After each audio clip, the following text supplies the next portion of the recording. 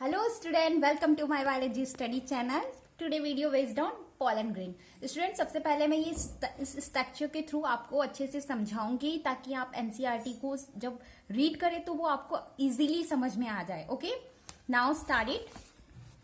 सबसे पहले मैंने देखी ये पोलन ग्रेन काफी बड़ा करके लार्ज करके दिखा रखा है, बट ऐसा होता नहीं है. इसका डायमीटर 25 to 50 माइक्रोमीटर होता है. यहाँ पर मैंने समझाने के लिए ये बना रखा है ऐसे. ठीक है, ये रहा सबसे.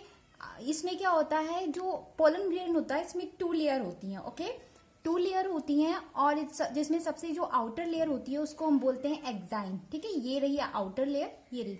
ओके, इसको एक्साइन बोलते हैं. और ये जो एक्साइन जो आउटर लेयर है एक्साइन, ये स्पोरोपोलिनिन की बनी होती है. ओके, स्पोरोपोलिनिन की बनी होती है. ये मोस्ट रेजिस्टेंट होती है.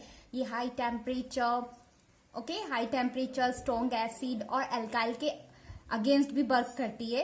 मतलब, और ऐसा कोई भी एंजाइम नहीं बना, ये इतना रेजिस्टेंट होती है कि ऐसा कोई एंजाइम नहीं बना जो स्पोरुलिन को डिग्रेड कर सके. ओके, डिस्ट्रॉय कर सके.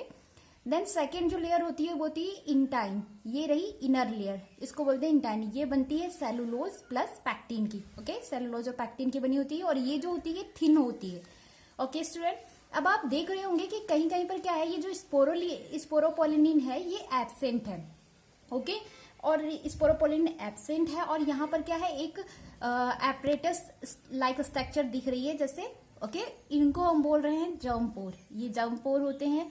और ये जो जर्म पोर होते हैं इनका वर्क क्या होता है, इन जर्म पोर का वर्क होता है कि जब पोलन ट्यूब जो होती है निकलती है, ठीक है, जो पोलन ट्यूब निकलती है वो इन जर्म पोर के थ्रू ही बाहर निकलती है. ओके स्टूडेंट्स, और जो स्पोरोपोलिनिन है ये तो आपको पता ही है कि बहुत resistant, most resistant organic material है. स्टूडेंट, अब हम एनसीईआरटी रीड करेंगे और हम इजीली समझ में आएगी NCERT. Okay, pollen grain, the pollen grain represent the mail gametophyte. That mean जो पोलन ग्रेन होते हैं वो मेल गेमेटोफाइट को रिप्रेजेंट करते हैं. ये भी इंपॉर्टेंट लाइन है.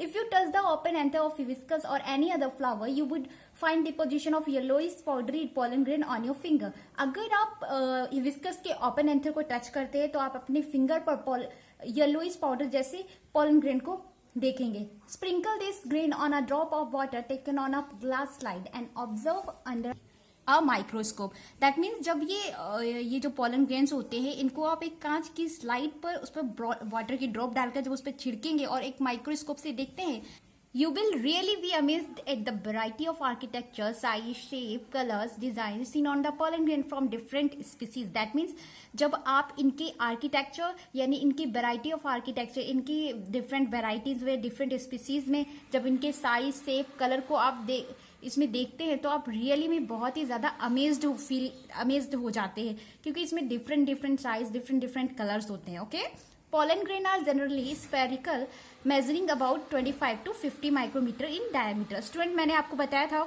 स्ट्रक्चर समझाते हुए कि जो मैंने बना रखा था वो डायमीटर नहीं बल्कि एक्चुअल डायमीटर ये है 25 to 50 माइक्रोमीटर.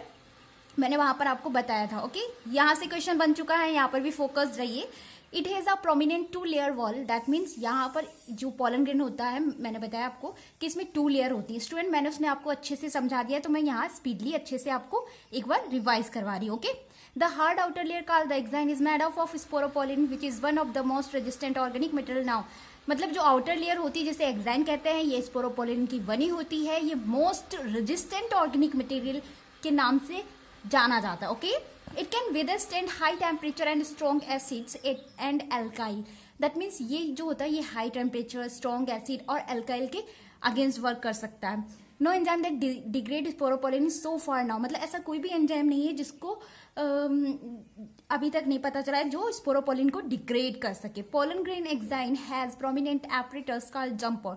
मतलब वेयर स्पोरोपोलिनिन इज एब्सेंट. मतलब जहां पर स्पोरोपोलिनिन एब्सेंट होती है वहां पर एक एपरेटस होता है प्रोमिनेंट टाइप, स्पष्ट क्लियरली वहां पर, उसको हम बोलते हैं जम्पर. जैसा कि आपको डायग्राम में हमने ये डायग्राम में हमने आपको दिखाया था. Okay, pollen grain are well preserved as fossil because of the presence of sporopollen क्यों? यहाँ पर इन्होंने बोला कि स्पोरोपोलिन की प्रेजेंट की वजह से pollen grain as a fossil बहुत टाइम तक प्रिजर्व रहते हैं। इसका रीजन यही है क्योंकि स्पोरोपोलिन क्या है, मोस्ट रेजिस्टेंट ऑर्गेनिक मटेरियल है, सिर्फ इसी वजह से ये फॉसिल की तरह प्रिजर्व रहते हैं। Okay, the exine exhibit A fascinating array of pattern and design, मतलब जो इसका आउटर लेयर होती है उसमें बहुत सारे पैटर्न होते हैं, डिजाइन्स होती हैं। जैसे कि हमने आपको जो पोलन ग्रेन यहाँ ऊपर आप देखिए, ये बहुत सारे scanning electron माइक्रोग्राफ्स of few pollen grain, that यहाँ पर बहुत सारे पोलन ग्रेन दे रखे हैं। और यहाँ देखिए आप आउटर लेयर में कितने सारे इंटरेस्टिंग डिजाइन्स हैं, ओके, पैटर्न्स हैं। तो यही चीज बता रही है। Why do you think the exine should be hard? बिल्कुल हम क्यों सोचते हैं कि एग्जाइन हार्ड होना चाहिए? बिल्कुल हार्ड होना ही चाहिए, क्योंकि इसी वजह से जो पोलन ग्रेन है हमें काफी टाइम तक वो एज ए फॉसिल प्रिजर्व्ड रहते हैं और हमें मिल पाते हैं। What is the function of जम्पोर? Student, मैंने आपको जम्पोर का फंक्शन बता दिया कि जो पोलन ट्यूब होती है वो इन्हीं जम्पोर के थ्रू बाहर आती है। स्टूडेंट, अगर आपको मेरी वीडियो पसंद आई है तो please like, share and subscribe.